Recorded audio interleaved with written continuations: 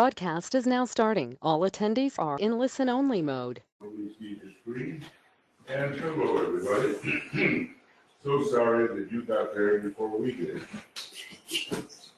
And I trust that everything now will go more smoothly. So we're recording, and I think if Michael is there, that someone over here on staff, either BL or Michael, would be recording. And can you let us know which of you is, or maybe both of you are? I finally have. I'm recording. I'm recording, Michael. Lines from which things have to be coming in, and so far I have not mastered that. In any case, we're going to begin with the idea of the tail end, which was supposed to be, of Elena's presentation, which was basically the 5 o'clock mantra. And I'm going to say that one more time too. You said it, but I think it did not really come across. So let's try that. May the power of the one life pour through the group of all true servers. May the love of the one soul characterize the lives of all who seek to aid great ones. May we fulfill our part in the one work through self-forgetfulness, harmlessness, and right speech. Okay, and I'm not sure about our volume here. I think it's maybe a little low. But, and I'm not sure whether I can hear Michael or BL. Or anyone for that matter. Michael, can you hear me? But now let's work on the idea of the strengthening of the new group of world servers, not just its founding. The founding is very interesting. The strengthening, let's just say this, and I'll just repeat what is written here. A strong subjective relation exists between all servers of the planet. We'll ponder on that for just a moment. A strong subjective relationship exists between all servers of the planet.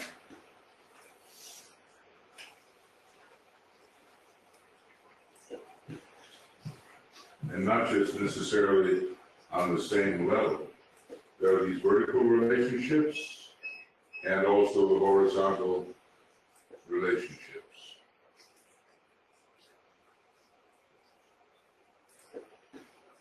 And when you go inside yourself, in your consciousness, do you feel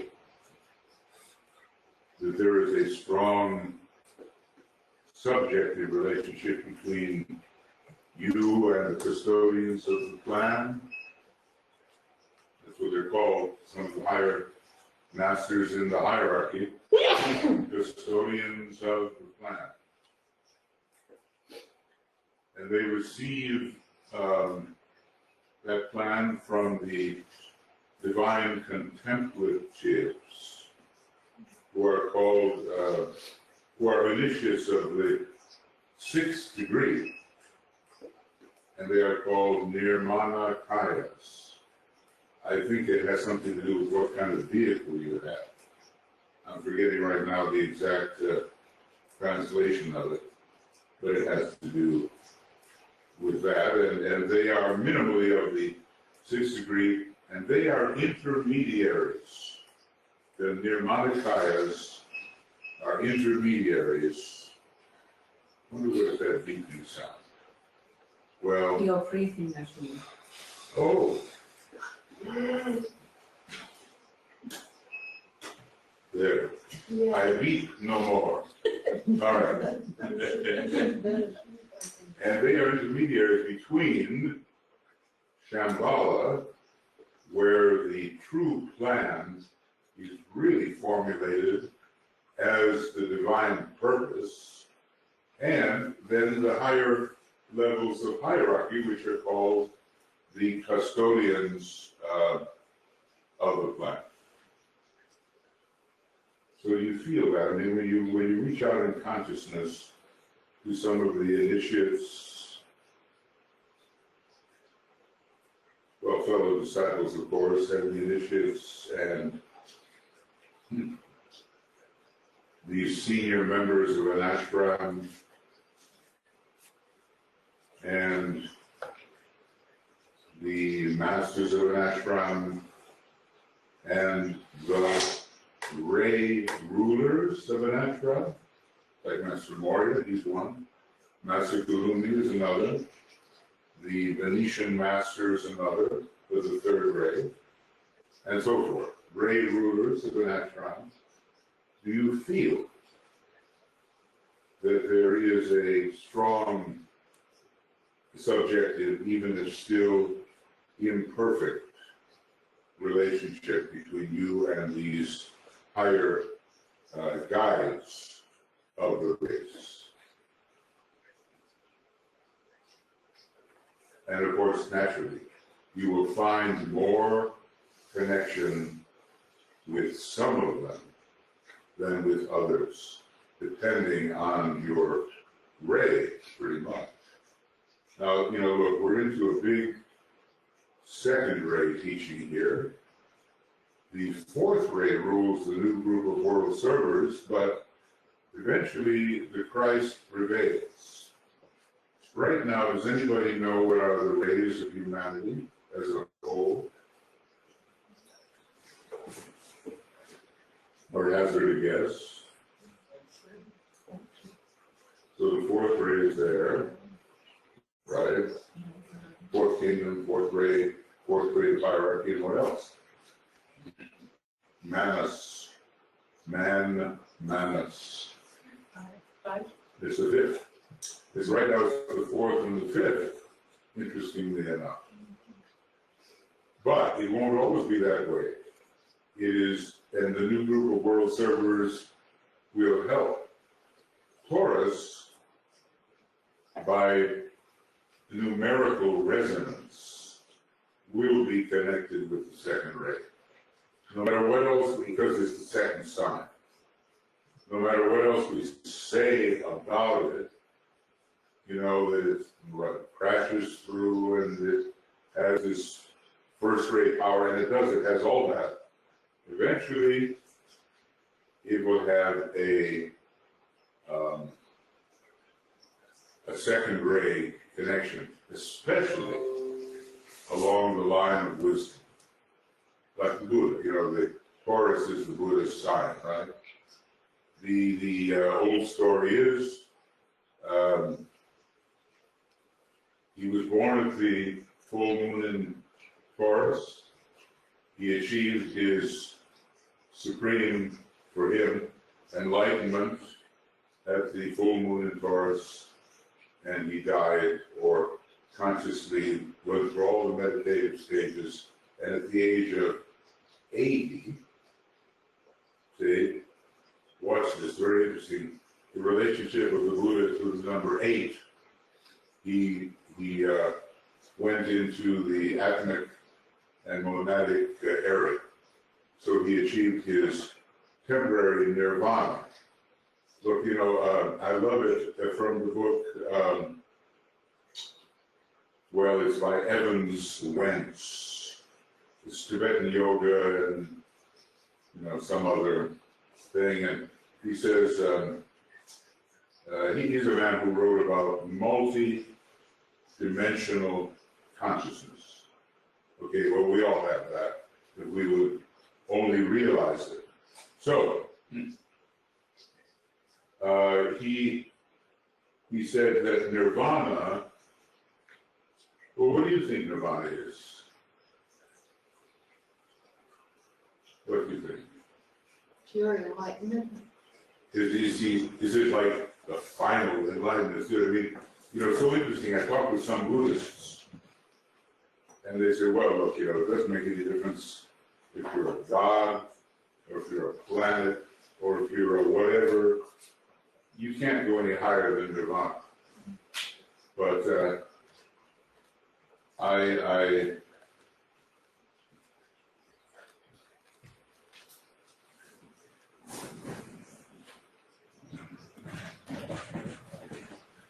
wait a second. This is mine. This is me. No, it is mine. Oh, really? Yes. Oh. Tuya's becoming shy suddenly. There we go. It all looks so similar, right? The beginning of the endless way. Think about that. Nirvana is but the beginning of the endless way. Well, if it's endless, was it also beginningless? And therein come some of the paradoxes. And yes, it was beginningless too. You've always been doing it. And who are you anyway? The thing that does things, the actor. So I love that idea that, the Buddhists may say, enlightenment like the Buddha, that's as far as any being can go. That's it. But I think that's a very erroneous attitude. And it's the same thing that keeps Islam from saying nothing beyond what Muhammad said. And fundamentalist Christians saying nothing beyond what's in the Bible. You know what I mean?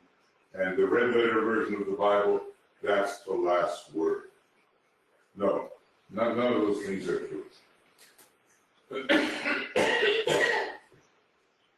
So anyway, this is a coherent, an increasingly coherent, integrated group. Eleanor was talking about Jupiter, Capricorn, and it's said of Jupiter that it's the force that brings all things together.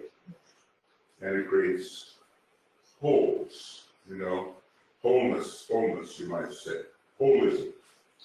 And that's happening more and more.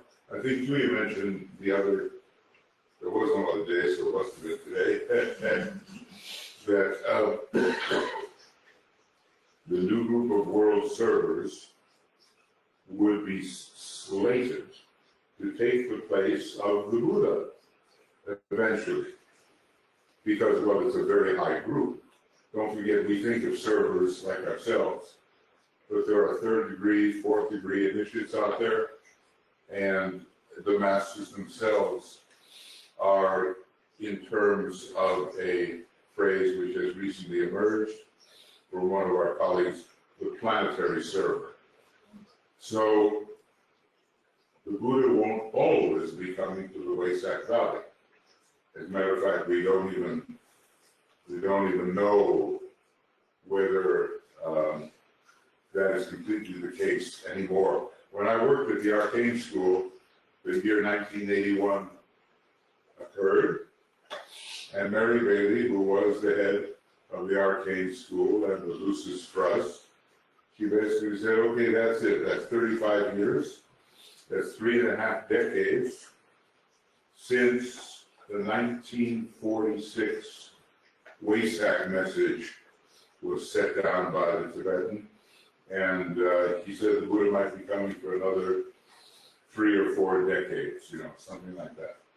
Maybe the Buddha has changed his whole approach here and is waiting for the rising up of the initiates who are being trained. Now think of it. If you're a real disciple, I guess we all like to be a real disciple, we would be in training for initiation. One initiation or another. And Master DK trains people now for the first, the second, and the third initiation, not for the fourth.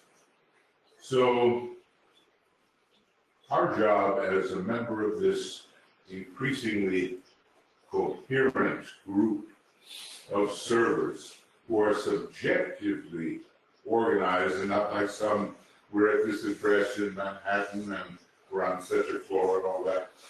None of that's true. It's an inner relationship that we have with each other. And do we feel it? That's the question. You know, when you think in the direction of the masters, is it just like a name and an image, or is it something more?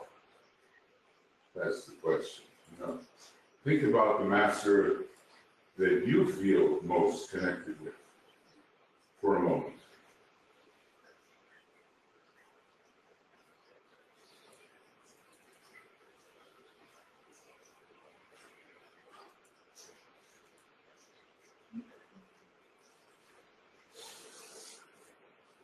And I will venture to say that more than your concrete mind is involved. Wouldn't you say so? The concrete mind is very superficial. It's okay, we need it. And we have to have a basis of facts. It's basically the archetype of the fifth ray mind, whereas the higher mind adds the dimensions of the second ray into the mix. So we have to be increasingly sensitive, wouldn't you say? Increasingly sensitive, and then we're allowed to really feel what this ageless wisdom is all about. Dearest, we have only about 45 minutes, 40 minutes. Okay. So Elena has good points. Can we? What is in? Could we go into this subject, new word? You want to get into the subject? Yes, and it's funny. Elena has very good points. It's interesting. Well, but you can speak anytime. Yeah. We move the subject, okay? Yeah, just go ahead and talk. I'll be quiet for a very short time.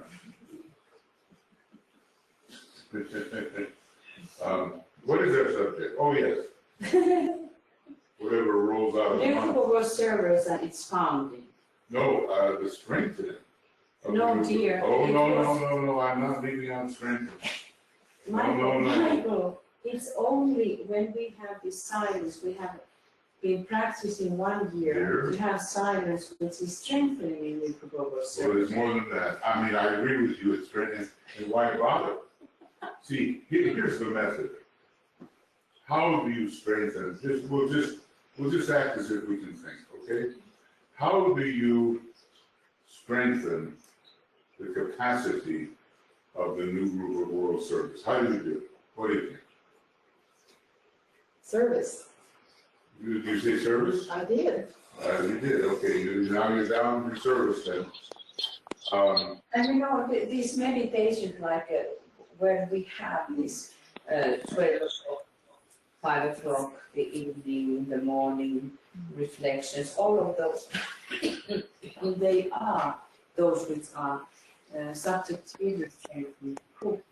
Yeah. And in every way, in our practical life, do many kinds of things. You know, bless people. Yeah, certain practical ways. I would say that's correct. And I would also say that the way the Tibetan approaches it is you have to understand what they're doing. See what I mean?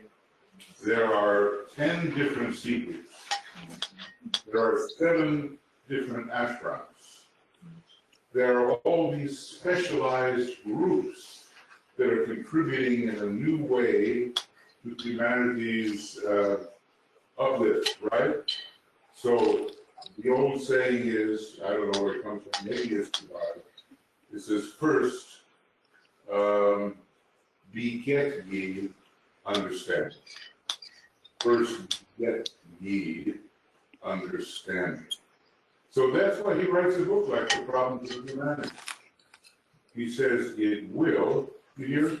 someone in heaven is big. I think someone in the group has now their mic on and they are doing their business. Okay, anyway, we have to understand what they are actually doing. That's extremely important. And he said that if you read the problems of humanity with understanding, you will already be strengthening those who are involved with the problems themselves already.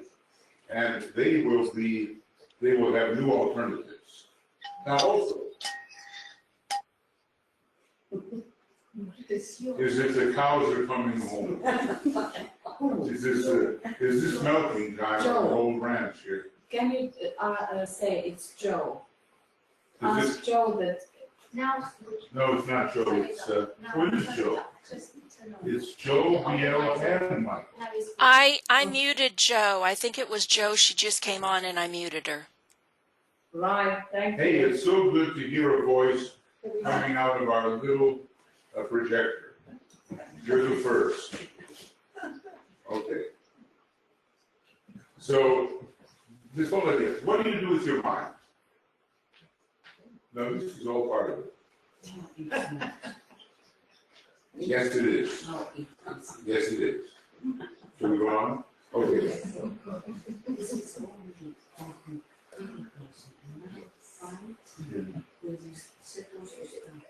The founding. Okay. Anyway, well, let me make a point. I won't go on forever here because popular opinion is against it. That is the opinion of my wife. Okay.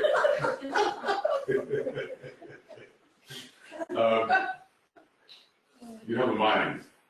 Yes. You have an imagination. You have, some of us still have, some do, the ability to act on the physical plane. How are these consecrated? To what are they dedicated? Now, you know, sometimes it doesn't take much to be disturbed by the counterattack which is occurring on the inner planes through those brothers of the form that emphasize the lower part of man at this time. So what do? Sit around and say, oh my gosh, they're getting the better of us, or do I really get to work? And I'm the one that chooses, I'm such a one that chooses to get to work with my imagination, with my thought especially, and to project these forms into the midst of the fire so that they can have some effect. Asha? Yes, go ahead. Through projecting through thoughts and feelings and co-creating, but the most important for me, my understanding, would be the alignment with the soul, the vertical. Well, you know, that's indispensable, of course. So that would strengthen the most.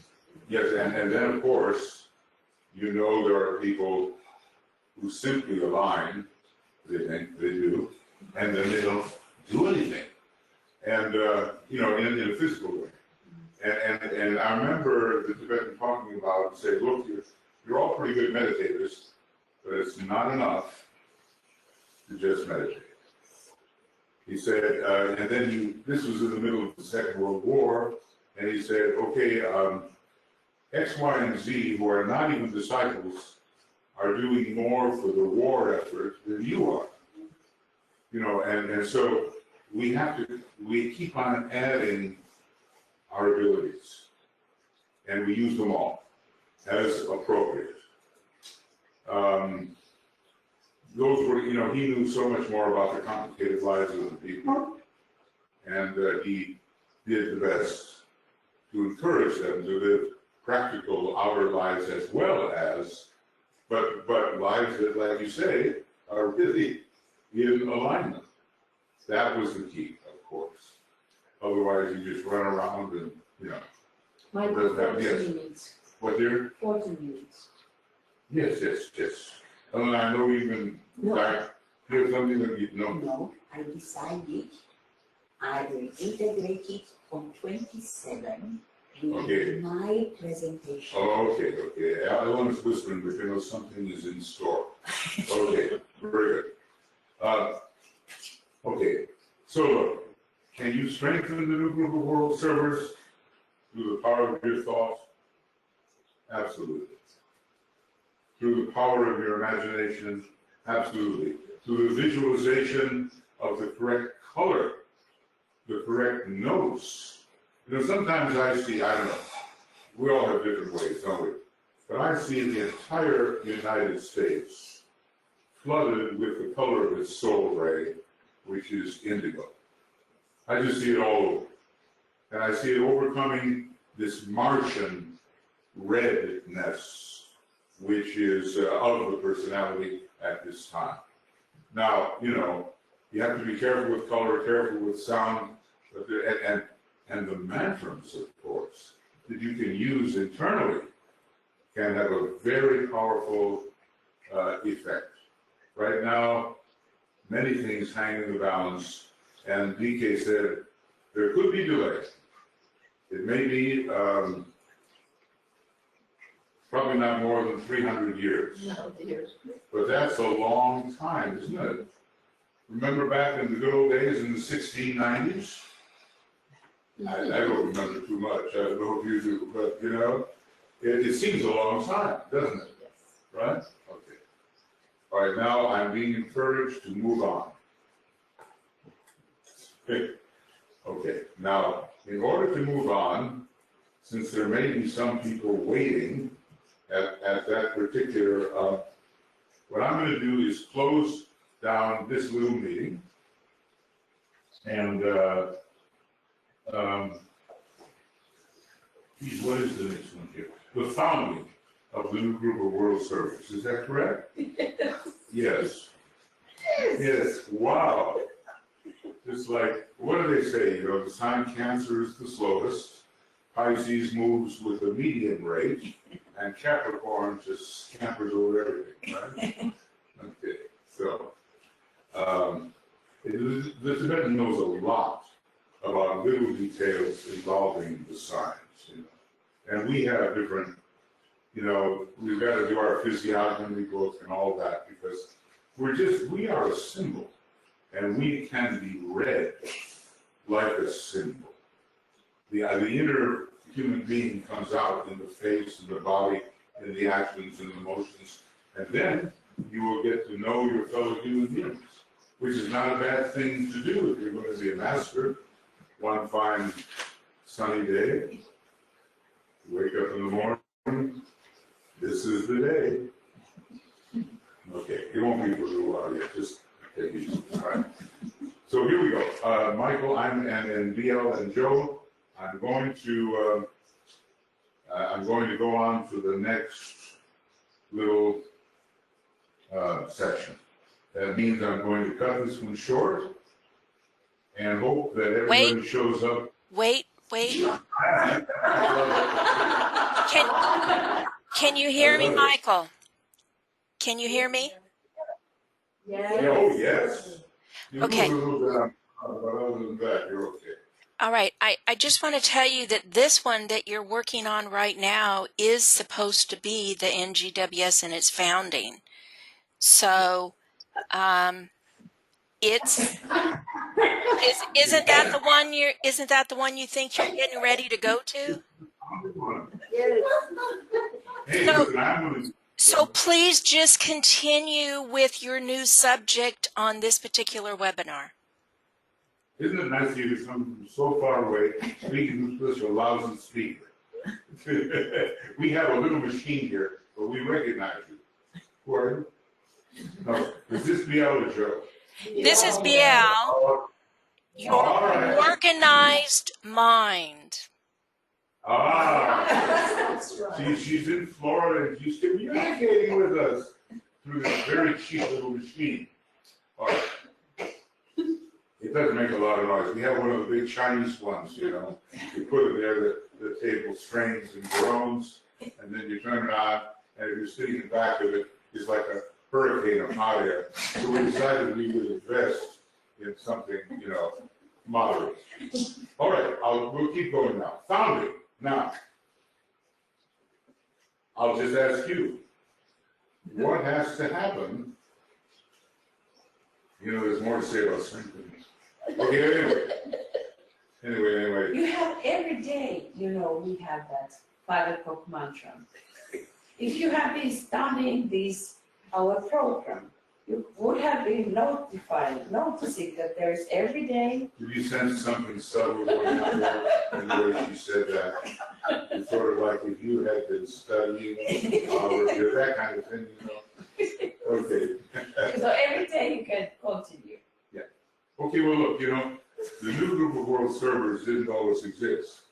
Great initiates did, and great teachers did, and they introduced the idea of immortality, and they introduced a high form of morality. When you said, you know, giants, there were giants in those days, you know, it's in the Bible. And we say, well, why don't we have any skeletons of the giants? But we do. We have skeletons of the giants. I saw a fascinating thing. Some guy in Tibet, he was the ruler, and next to him, the picture's about 100 years old, 2 15-foot bodyguards. Imagine, 15 feet tall. And that's just, they were only up to the waist of a lot of the others. And you see pictures of these rather immoral men chasing after buffaloes as if they're a handful. See what I mean? So there was a time when humanity did not have the kind of standard of values that it now has. That's what I'm driving at. Yeah. So is it not, when we think about why the new global servers came into existence, that when thinking about what is that to be as a human being, why are we here on Earth? We call ourselves humanity. What is that? So why do we have this kind of thing like human being, and why do we have disciples or aspirants? Yes. Redemption process. Redemption process, exactly. Yeah. So there is this going on, and as DK was saying, that that when the heart of our planet started to open, so then there were those great beings in Sirius who were recognizing that the earlier humanity, who was then those great ones, whatever the meeting was, but then came a group of those great ones, the great angels, to help us to move further. And that is a sign when we have that kind of group, as we call the new group of world servers, that the first time here happened that kind of event, that also human beings the soul in incarnation could in incarnation take a part, concrete part. And this is a huge thing, because when we just think about these millions of years, how slow has been evolvement and the movement, and then comes that all kinds of abilities would have to be in place when it came that first time that this kind of group would actively be on that side of the veil and be connected. Those directing forces, as we call the masters, who are looking after to what direction humanity should go. So that is a big thing. Also, when thinking about solar system, it is a big thing that that kind of thing has happened on Earth. So it's largely, Earth is largely the recipient of the life forms of the previous solar system. There was a whole lot going on in the intelligence solar system which did not rise up to the standard of the love, wisdom, energy. And it's very interesting that Earth, with its second-ray soul, the only other one around is Jupiter, I think so, is a redemption experiment to take the energies of the previous solar system and see if you can transform them into something that is much more like love, wisdom. And then those energies would fit our solar system. Because after all, it's the same being, isn't it? I mean, look, our solar logos is the same being, isn't he? Right now, he has a second-rate personality and a second-rate soul. But in the previous solar system, however many trillions of years ago it was, he had a third-rate personality and a second-rate soul. And does anybody want to guess what the next solar system will be? What do you think? First-rate personality and a second-rate soul. And by that time, the monadic ray of our very, contentious solar logos will be really changing into the second ray. So, will we be here? What is our path into the future? We're talking about all these wonderful things, but do we know where we'll really be? Not yet, not until we're masters and have what's called the revelation, which opens up a vision of the paths you can take. How many paths are there? 8. 9. Didn't the Earth have its own 7 root races, and then the redemptive beings from you're talking about the laggards from the other solar system? So didn't the Earth have its own inherent root races? From the other solar system came 3 types in the main. Those who were so advanced they could become solar angels. And they went on to Sirius, Venus and Sirius for training. Those who are the black magicians, and they were initiates along the line of intelligence. And they came over, but with a lot of determination to preserve what they were good at.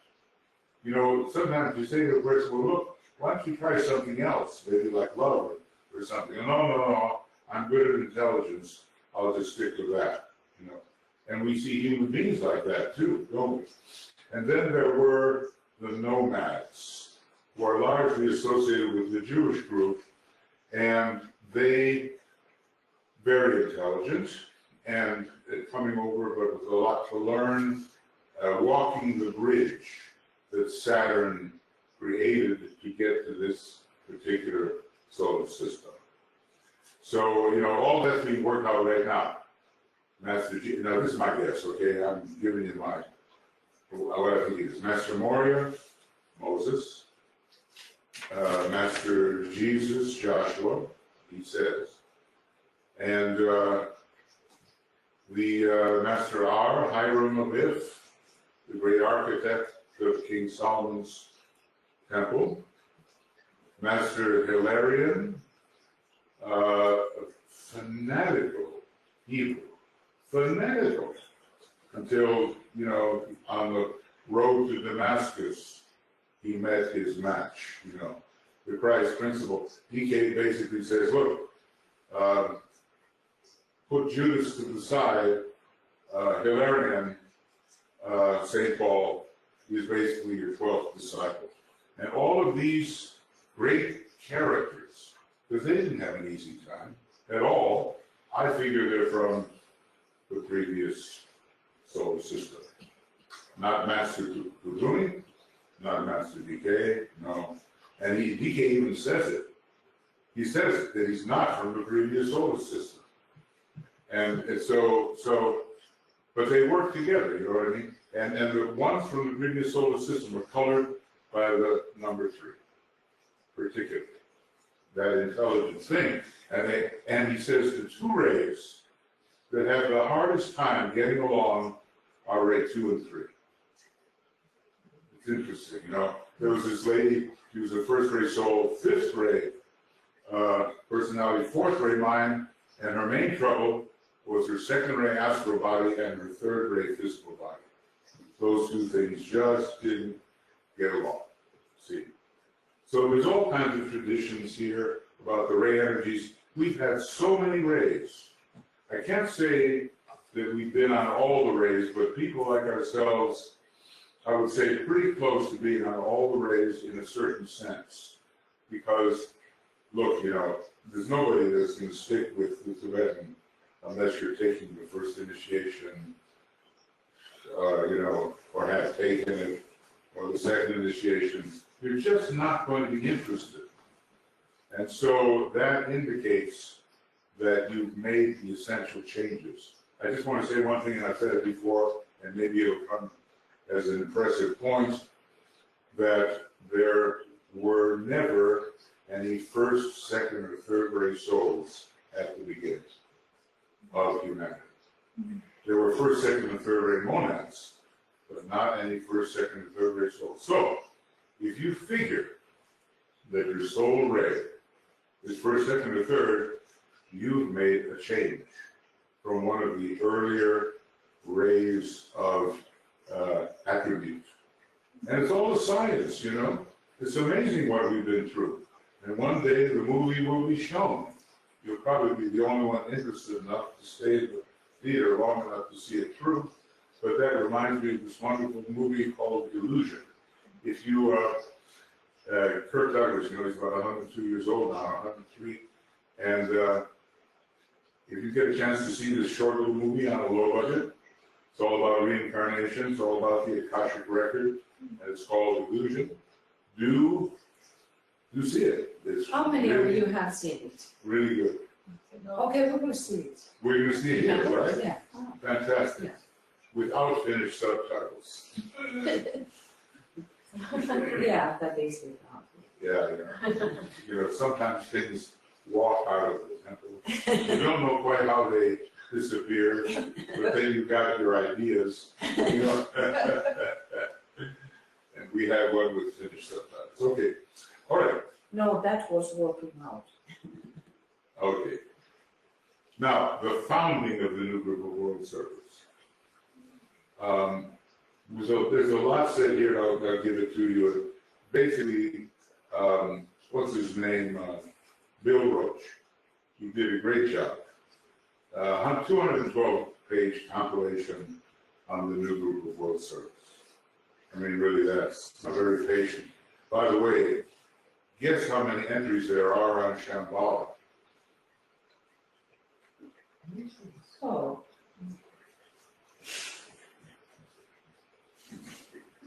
Right, okay. About 730 entries on Shambhala. oh, you mean those? Yes, Ah. oh, okay, yeah. And then if you look up the word initiate or initiation or something, it's just going to be huge, you know. Just to give you an idea of what you could study if you wanted to, you know. How many of you like to study?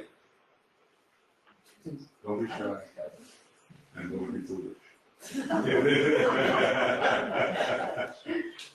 All right, you know, studying is a great thing. I always think you should study until you sense a certain dizziness in your consciousness, and you wonder if you can stand up. Then you know you can stop for the day. But can I tell about this experience in Tibet? Yes. Of When course. we went there, and do you remember that? What was the name of that temple where we the huge library? Yeah. So what was the name of it? Sakya. Sakya. No, not Sanya. Sanya. So anyway, that was a temple, and that was one of those, or monastery, and that was one of those rare ones what giants had not been destroyed. So they had the volumes of ancient scriptures, how many hundreds, thousands. So it was like 500 meters, from the bottom to the high up. I don't know how high the ceiling was, but absolutely higher than this. Sea level. Yes, those scriptures, books, ancient books. 80 000. So Risto remembers 80,000 different 80,000. volumes. And I had the opportunity and actually honor that I was invited inside this section. There is in the monastery the wall, which is separated from the library, and I was invited there, and I almost fainted. I have never felt in my life, honestly, the power of the word manifested via the books. They are not the Western books, as you know. They are this long, Written books, yeah. I suppose. And so because you see those, and the presence of that kind of teaching, I have tried to meditate that many times. What is this? What could describe the quality? Because there's something like you feel the weight, you feel the presence. It's amazing that you feel the presence of the standing beings, great ones, and you feel the wisdom. You feel that kind of sorrow, or grief, or lost something, or something that had to be kept secret behind, something so deep sacrifice. And this also this kind of livingness, that you feel it, that these letters are like little devas. They talk about those sky dancers, dakinis. It was like that they are dancing there. All these presences are there, and this sacredness that you cannot like move, because you feel that you are hardly having enough in you to enter in that kind of field. It was so wonderful experience. There was a huge, so bigger than my arms like that, huge pillar. So I had to lean against this pillar because I really thought that I'm going to faint. The power was so strong. And not so much has been translated. No. We have the ABCs, you know, Yeah. of this stuff. DK said, look, I've trapped a lot of little lives in writing my books. One day I'm going to have to let them go. You know, little David lives that have been put into the words and so forth. One day they have to be set free, but you always grow by being associated with the right form. It's very interesting because you could be in chaos and you wouldn't grow at all, but if you're put into the right form, whether it's a triangle, or a square, or a cube, or whatever it is, you learn a lesson by relationship within form.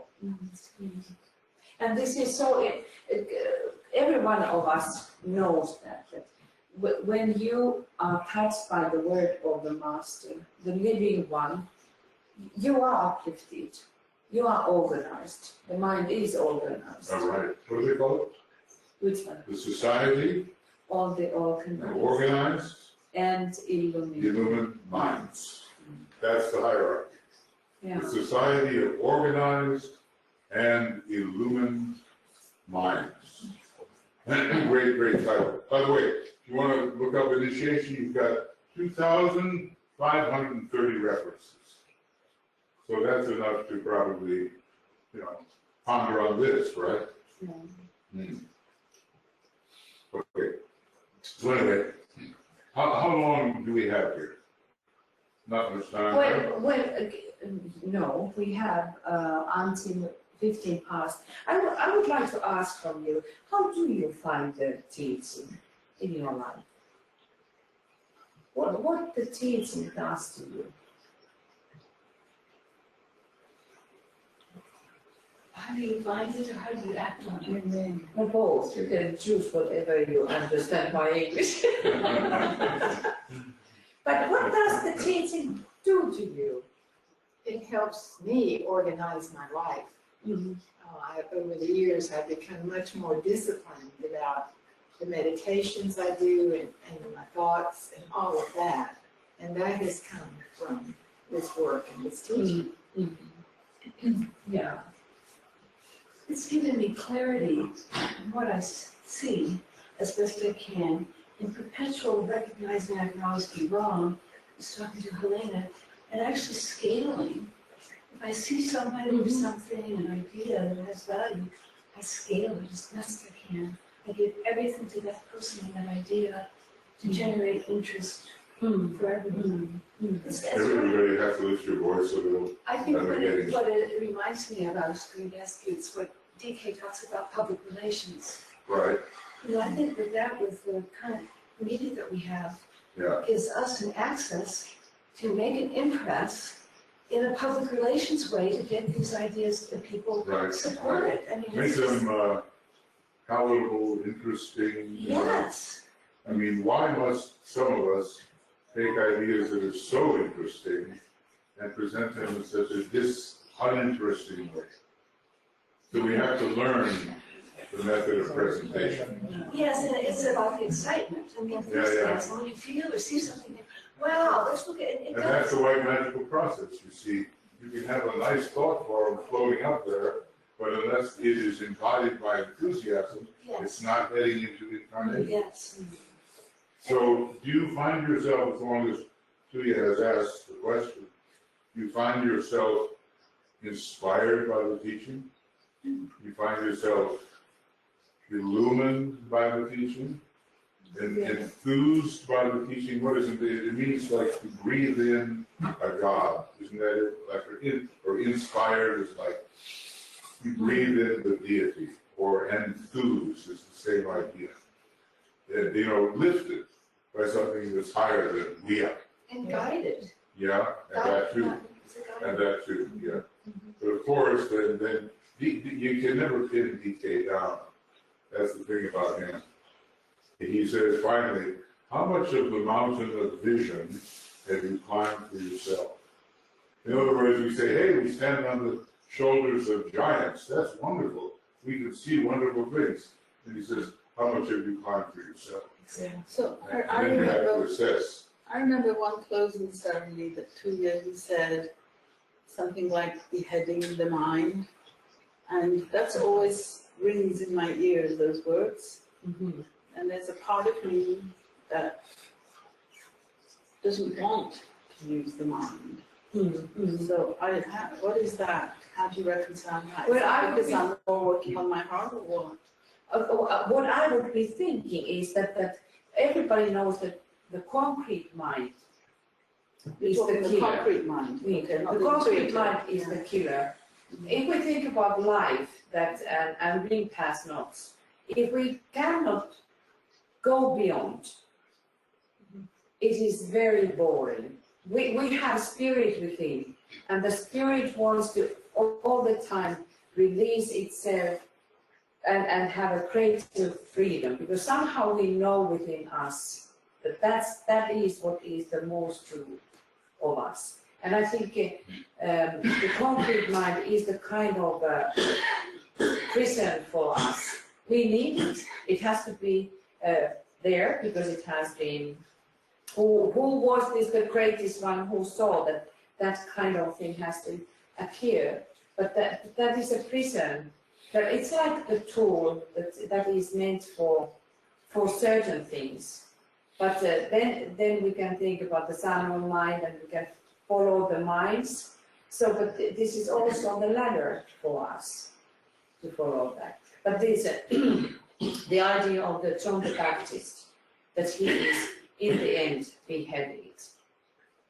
So if you're in the isness, and you're identifying as being, then does not the mind just stop still? Well, let's say this. It can stop still for registration, and it can be applied to express what has been registered. You need both. The decay is filled with concrete-minded things, and you wouldn't want to overlook chemistry or physics, or how you handle metals and all these things that are perceptions revealed to us. You wouldn't want that to be unknown. There was a time when we were pretty well drifting on the astral plane during Atlantean times. The concrete mind was a great anchor in some kind of safe place, and DK talks about that. But now he tells us that one of the reasons that the new esoteric schools are being founded is to avoid the concrete mind going too far. Right. You see, it's so interesting because he says you wouldn't believe the lords of form, brothers in the last analysis, but the Black Lodge, how far they have taken the development of the concrete mind along some Deva line, which is not the legitimate line, some line of Mahat, you wouldn't believe how much they have done. Now that's just out of balance. And the astral body is out of balance and reactive, and the physical body is weak. I mean, relatively to what you may need. So the new esoteric schools are supposed to combat all of that and produce balance. They're lower things, okay? But they're also necessary things. About this, going back to that, there was some kind of revelation during this Sagittarian full moon. When we were looking at the light which is released in Sagittarius, that it is that light which comes out from the point of light. And it can be such a big insight that, I don't know, can I bring it for you, but for me it was that I was understanding how important is that kind of light, because it takes you from that, if we say point of concretization, we need to have it. It has been and it is serving its cause, but if it is like Michael was pointing out, if it becomes that it is just circling there, so it kills the spirit. It kills the spirit. The livingness, we start to repeat, and the life force just goes down and down. So that the Sagittarian light that which comes out from the point of light, it comes as a beam, and that beam reveals a greater light. So I was thinking like this, I don't know if that's true, but thinking about the mental unit, you could think that that is a kind of point of light. But then the soul is calling you, you go forward further. So then comes the beam of light, and then you see the greater light, your soul. And that illumines the path which leads to the center of the light, which is Shambhala. So that's from knowledge to wisdom. Mm-hmm. That's what that point to there, that's what that's describing. Yeah. And like every one of us, we feel it, we know it, when this livingness takes over. All the circumstances are the same, but still this is living with us, and I think the Sagittarius is so important energy, and it is the one who is guarding the gate, and the guarding the gate is that they're preparing us for the initiation. So I think it is never wise to just deny everything, being very black and white. Actually, it is that we have to be very black and white about life. So there is not any middle. We either are or we are not. And in that process, we we have to study ourselves that how much we are enthusiastic about life, how much we love life, or how much the life takes us, how much we are able to see beyond through all this chaos and problems and so forth. So in that sense, it is a good training point for all of us to study, because the mind really can kill us. The concrete mind can kill. But it is also the stairways for the revealing the greater light as well. And just the great wisdom that Michael imparted, when you get that clarity from the structure itself. I mean, who knows that? That's a very, very special knowledge. To trust a structure with discernment, you trust a structure you can operate. And this beautiful structure you've created and the DK has and we have access to. It's not a trap, it's a joy. The skeleton. It's a skeleton. Right, which we yeah. operate. Right. What are we, I'm sorry, I'm not hearing so well. Well, I was just saying what you had said was so impactful about the idea that the structure is what you can give Oh, us. yes, yes. The place from which we operate, the clarity from which we operate. You've got to be built into a form, It's so and at last the universe is that form. Got to, in other words, this is the opposite of chaos. You know, the Pythagoreans, they didn't like chaos. They didn't like infinity, they didn't like chaos. And probably the worst, one of the worst experiences of his life was Pythagoras went down to a grotto or something like that, and he rested, he took a nap, and he awoke with this horrific dream about infinity and the number 2 and all that could be generated from it. You know, they really liked their geometry, put in place. But there is something for it. When DK arranges the disciples, he's got these diagrams. Okay, you 3 in the middle, now you take this triangle, triangle, triangle, and you work in that way. But that is a vehicle. Yes? That is a vehicle. Yeah. It's a vehicle of sustained impact. Yes. You know what I mean? Yes. If the chaos is, you may never meet the same block at the same time. You know what I mean? But if you are there, you have to keep on interacting with those that are around you. And this is the reason, well, you know, why should the infinite become finite, okay? And this is, don't get me started. Anyway, this is one of the reasons, because of the sustained impacts of value on yourself due to holding your position. And that's why when people are running all over the place, forgetting where they belong, Master Moria says it doesn't take much. The messenger can be at the door, and the disciple runs off into the woods. The messenger's knocking at the door, and the disciple is going to disappear. See, the instability of the average disciple, we need to, and that's why a school like the Moria Federation, with its 5, 7, 8, 10 years, whatever it takes, is of value. And so it will be for the new esoteric schools. I would expect that some of you, I know I do, have a longing to be part of such a rigorous school.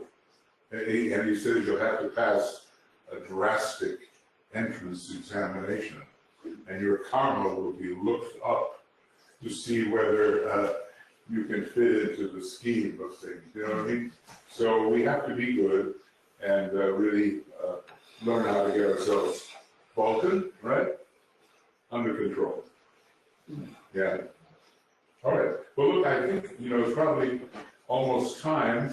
It is. I just want to say one thing more. What's our subject? Or do you mean the founding? Founding. 1925. Conclave. The great conclave of the Masters of Wisdom in 1925. That is so important for the developments in the 20th century, and also for the wars that occurred. Not, the war to end all wars was World War I, but it turns out it wasn't. It just went underground.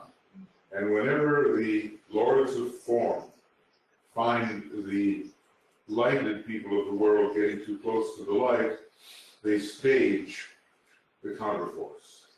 And that's what's happening even right now. So in 1925, interesting about the 25 part of it, because it connects with the fourth ray, 25, see, and the Buddhic plane. And so many of the groups of souls move in their focus up onto the Buddhic plane. And this made a whole new relationship possible between the members of the ashrams. And you know what it is? They became more fluid. X and Y. So interesting.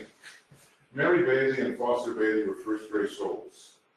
They ended up being in charge of the second ray Lucis Trust Arcade School.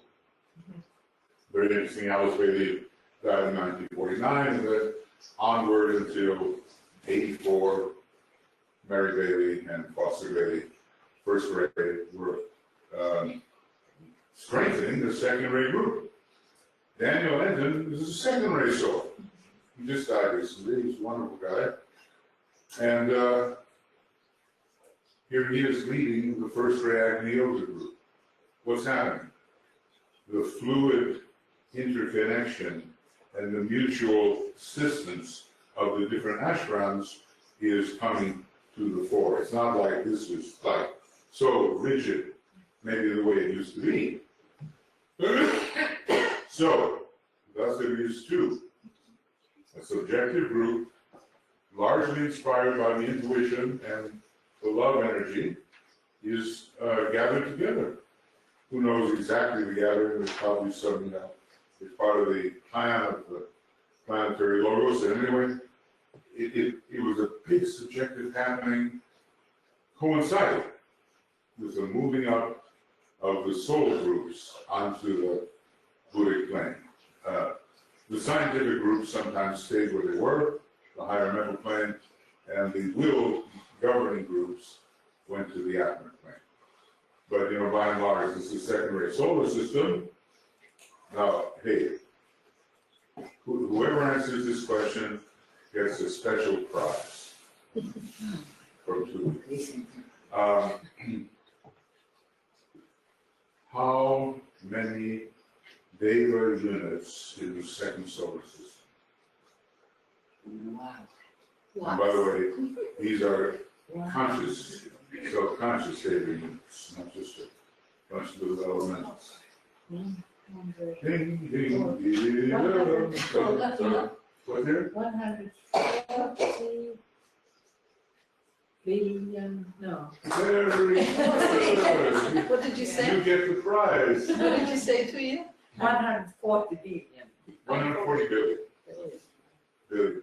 60 billion human units and 140 billion data units. How many of a singular type of life will there be? Because there won't be Devas and humans anymore in the next solar system. Oh, that was 100. Something 100. That was the previous solar system. Oh, previous. And you know what's interesting? What's the perfect number? 999. The perfect number is 6. Yes. The number of Shambhala, right? Yes. That is a perfect number. I don't know how many more there are, but if you add 1, 2, and 3 together, you get 6. And if you multiply 1 times 2 times 3, you get 6. Okay, so 100 billion in the first solar system, first major solar system, 200 split billion in our solar system, 140 versus 60, and in the next solar system, what do you think? How's your math? That's it. 300 billion. 300,000 million life units, which are neither deva nor human, and that's coming up. You think you can stand to wait that long? Okay, believe me, we're going to wait whether we want to or not. So it's very interesting, isn't it? What a huge expanse of development is laid out for the human being. But let's put it this way. The members of the new group of servers with that beam at their forehead have to guide concrete-minded humanity into a much larger conception of reality. Have you ever tormented your relatives with the baby books? Yes. Yeah.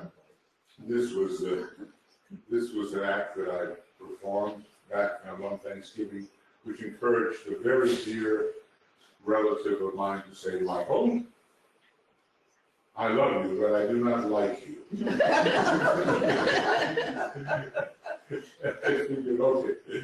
That is nice, you say. It was nice to say. 50 years ago.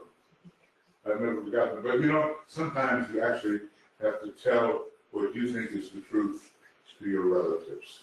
And they can be the hardest audience. Oh, You know how it's. Did anyone ever marry a concrete-minded partner? You see, I mean, it can be good, you know. Everything can be good. Nice, good. yes. But, you know, a distressingly disbelieving, skeptical, concrete-minded. You know what I mean? Like, the truth stops here. This is it. Well, the new group of world servers is going out there and shedding the light everywhere and disturbing people. When the master uses the word like disturb, he doesn't just mean a little trifle. He said, I love what he said here. He says Confucius will reappear in China and cause a disturbance. And by that he meant a big thing. A big thing. And you know how China likes to be disturbed, like not exactly, So Confucius is now a member of the hierarchy, probably a seventh grade soul or something like that, I don't know. Everything was behavior, etiquette, right relations, formality, and so forth. We're living in very exciting times.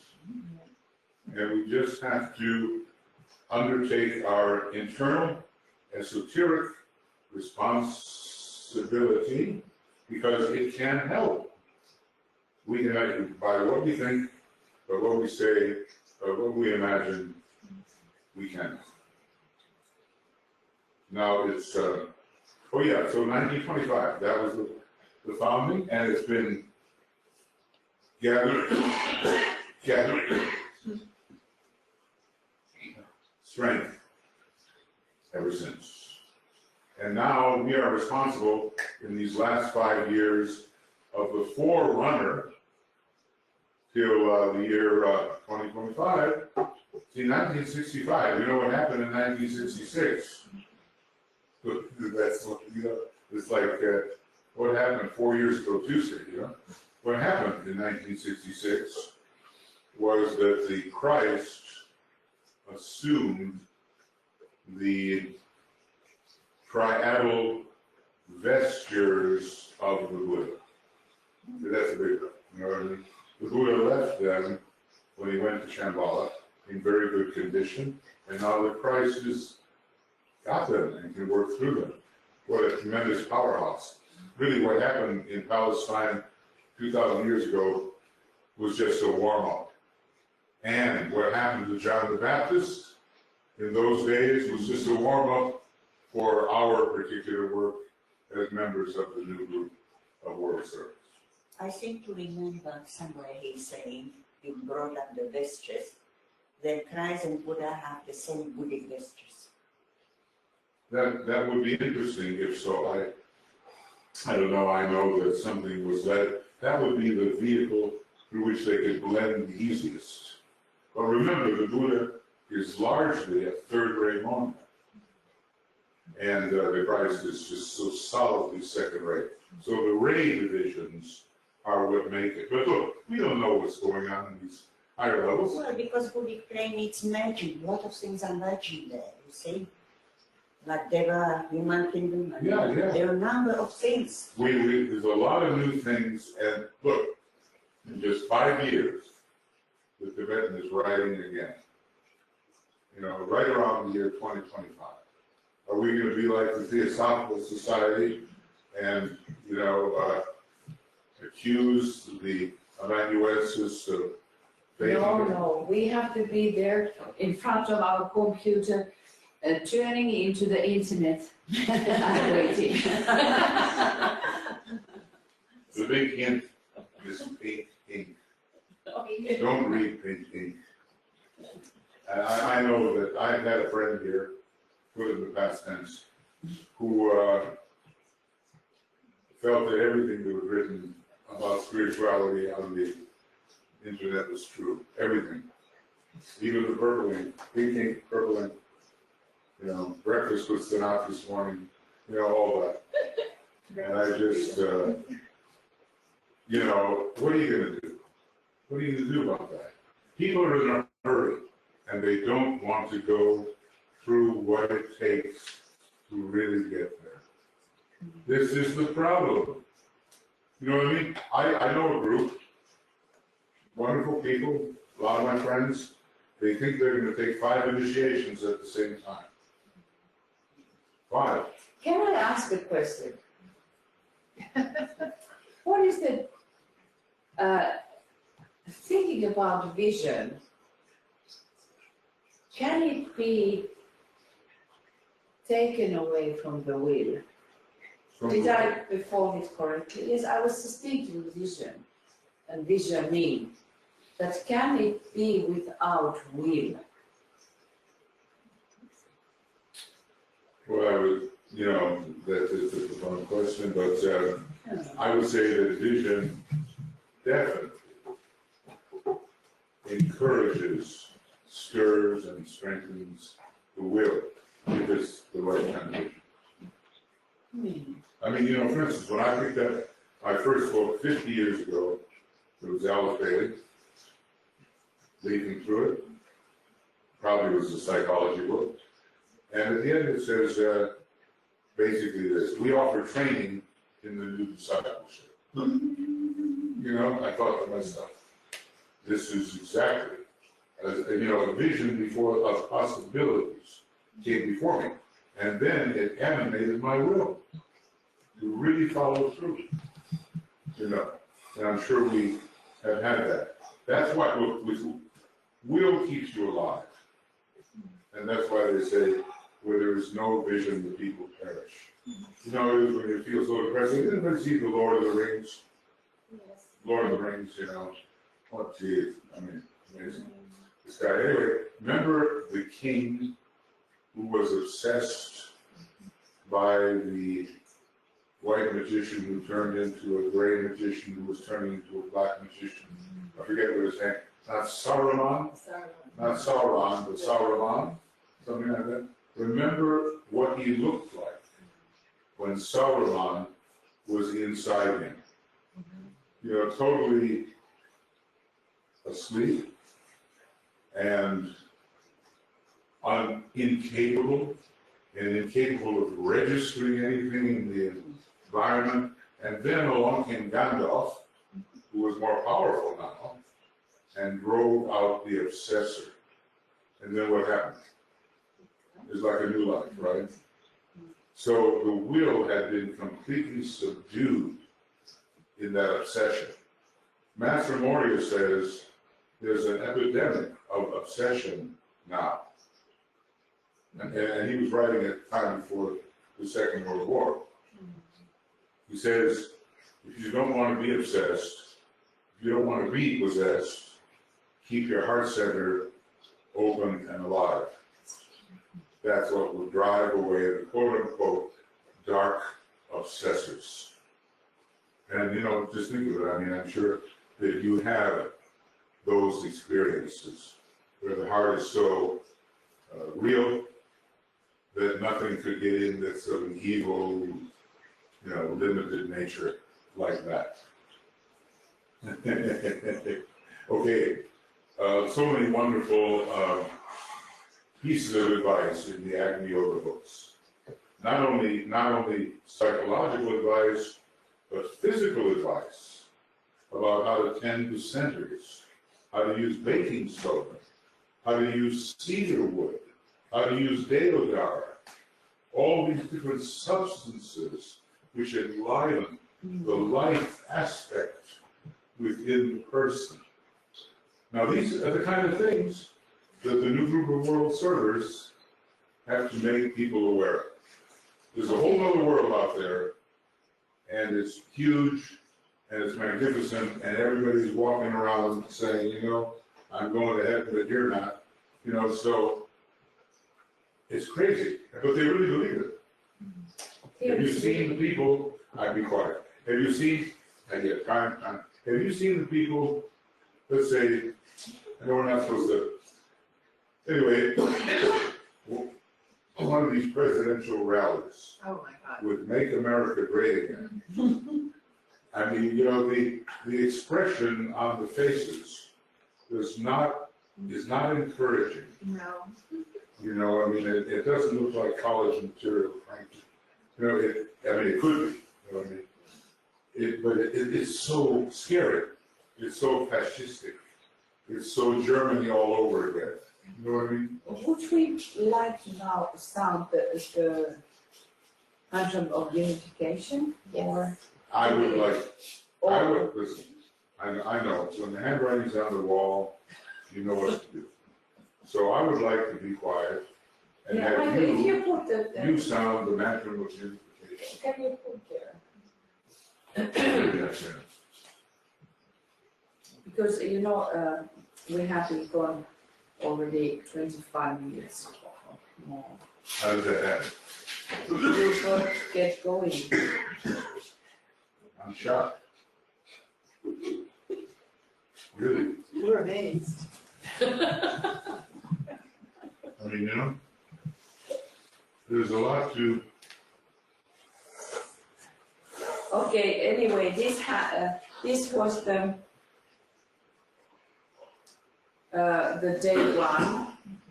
So because we are ending here. The next time when we are meeting when there is going to be this global silent ritual. So we invite everybody, and it's going to be we start 8:30 p.m. GMT. Oh, GMT. Yeah. So 8:30 p.m. GMT starts this ritual. Yeah. And So we get that out of New York, right? yes, that is the link which Okay. they have been sending. And then we have the Moria Federation inaugural meditation, where we're going to be dealing with the new esoteric schools. Once again, you're welcome to join if you like. You don't necessarily have to be in school to do that. And that'll be the end. It is again just strengthening the group. And then for us next night, early morning, 4:45 I think will start. Yes, 4:45 our time here, but that is 2:45 a.m. GMT. We start the winter solstice, Capricorn solstice ritual, and we are going to have these same things like we have in global silence, that we are going to ring the bells. So take that with you. So we continue that. So that it's going to be pretty short on sleep for a while. It is going to be But very. maybe, you know, we'll find the time to rest or something. Or you can always. White, yes, then in the ceremonies, yeah. For the 4:45. 4:45, right? Our time. Finnish time, but 2:45 a.m. GMT. And to wear white for that? Yeah. So we now wish bye-bye for all of the. Oh no, we don't. We first we sound the mantra of unification. But Michael, maybe you say thank you for everybody who has been with us on the other side. for all of you on the other side, I thank you for attending those whose life is still informed. And for those who just simply attended, I hope to have, very happy you come along, and we continue. We have a lot of programs to offer you. Yeah, actually we After the have, first day, we ought to know what we're doing here. I We promise have. not to erase to you anymore. so tomorrow we will have then starting our program, the webinar at 12 p.m. GMT. And the morning is dedicated for meditations. Does that mean individual meditation or? Sure, and we have here, we are going to broadcast few meditations, 9:30 a.m. GMT. On YouTube? They go, I think, YouTube. I found the reference. To They have the same vehicles. Okay. You want me to read the sentence? You read it just a Thank second. you. You know, when a DK Thank you, student, because you want proof. when a DK student finds the reference, few things can equal the happiness of that moment. Can I? Yeah. Yes. Okay. I just one sentence before. When he says, I advise all disciples who seek to cooperate with the impending activity of the hierarchy to study with care the 17th chapter of the Gospel of St. John. This was written by that disciple of love under the influence of the energy emanating from the Buddhic vehicle of the Christ, which is also, as you have been told, identical with the Buddhic vehicle of the Buddha. That's really something. The sons of men are one, and I am one with them. I seek to love, not hate. I seek to serve and not exact due service. I seek to heal, not hurt. Let pain bring due reward of light and love. Let the soul control the outer form and life and all events. And bring to light the love that underlies the happenings of the time. Let vision come and insight. Let the future stand revealed. Let inner union demonstrate and outer cleavages be gone. Let love prevail. Let all men love.